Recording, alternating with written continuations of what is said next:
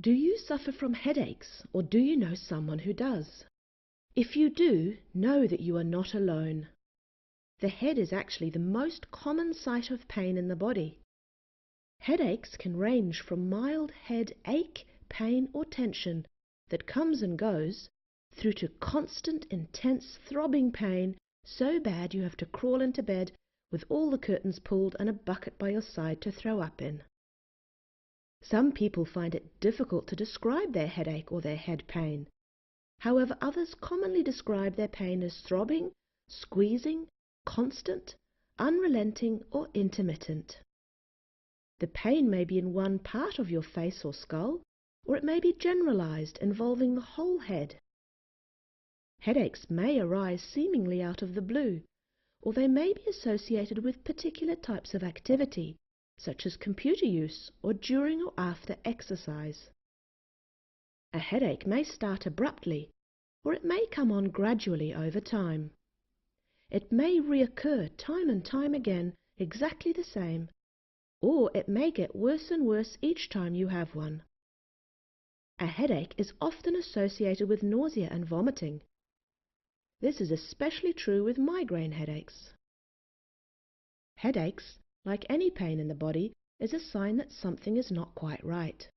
Your brain will create for you the sensation of pain if it thinks there's something wrong, or if it thinks there's a potential problem. For example, your brain will give you a headache if you have taken too much medication, letting you know that there is some chemical toxicity going on. And some headaches are a warning of life-threatening illness. Such headaches are usually associated with fever, a stiff neck, muscle weakness, or changes in sensation on one side of the body, changes in vision, vomiting, or a change in behavior.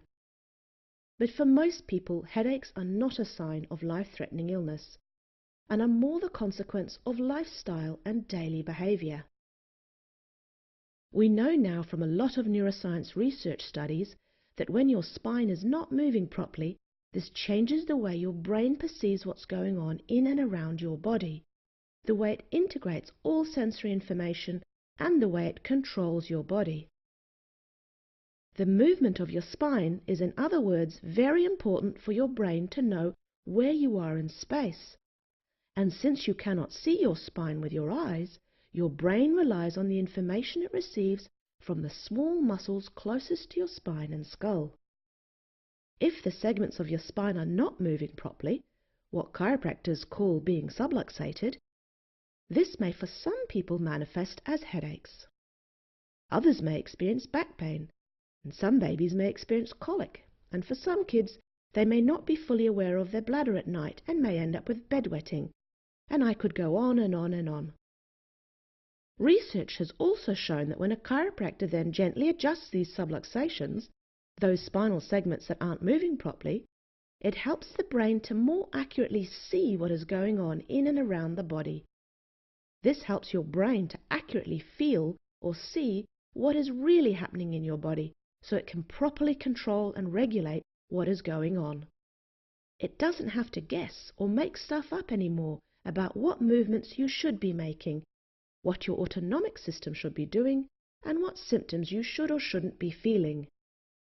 Remember, pain is something your brain creates for you if your brain thinks there's a threat of tissue damage, or even just if there is a potential threat of tissue damage. So when you get adjusted by your chiropractor, if your spinal dysfunction was manifesting as headaches, these may improve. If your spinal dysfunction was manifesting as back pain, then this may get better. Or if it was manifesting as colic or bedwetting, then these symptoms could improve as well, and so on and so on. So let's look at what the research shows us about chiropractic care and headaches.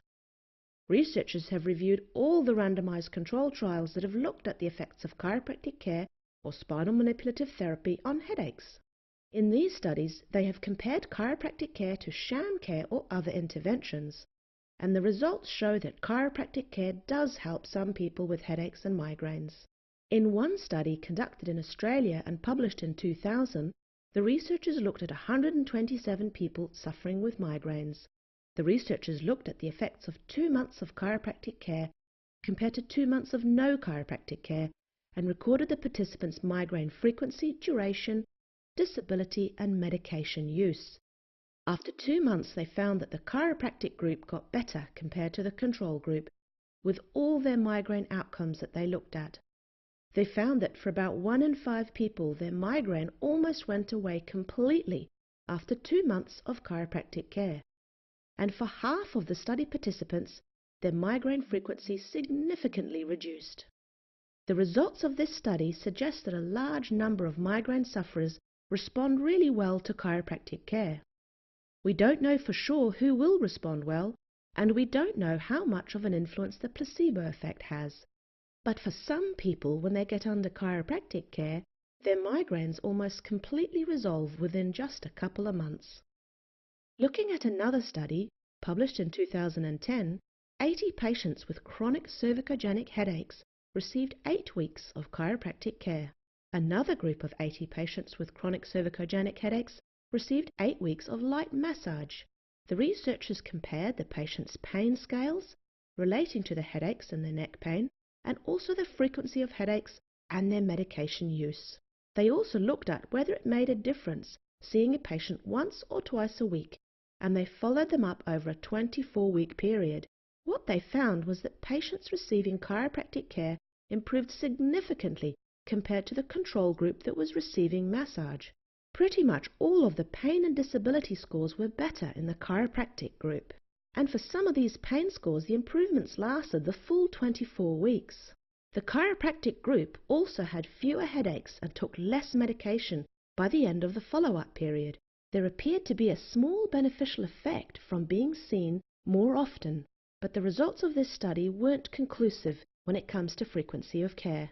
The chiropractic group in this study were over 3 times more likely to have a significant improvement in their headache symptoms compared to people receiving light massage.